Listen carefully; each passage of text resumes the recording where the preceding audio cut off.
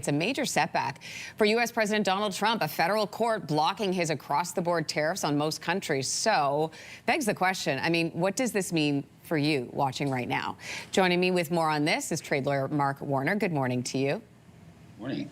So, really, what does this all mean? I'm thinking about Canadians sitting at home having their breakfast right now. What does this mean for the tariffs that are already in place? Well, there are two sets of tariffs in place for Canada. Some were the national security tariffs that were done under something called Section 232. Those are on aluminum and steel, and those will remain in effect. This decision doesn't affect any of that. This decision really deals with what we're called tariffs under the IEEPA, we call it, the International Emergency Economic Powers Act.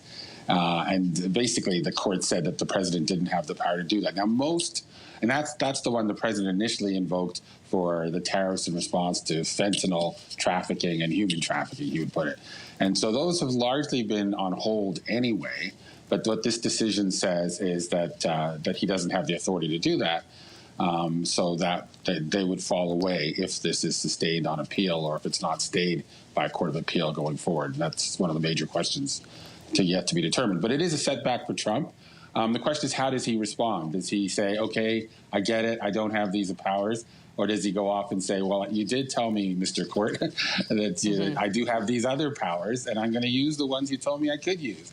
And I don't think Canadians would, or anyone else in the world would like it if he actually started using those other powers either. So will we see the impact of this immediately?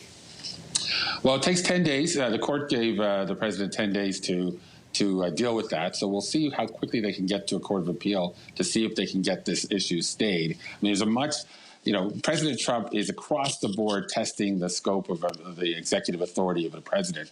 So there's a big debate in the United States about whether courts should be able to sort of stop a president cold for nationwide injunctions like this.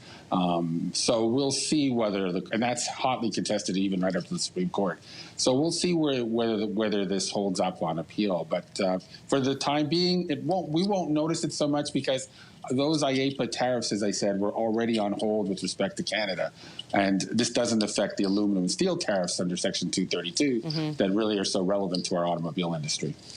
So is this a win for Canada, or we don't know yet?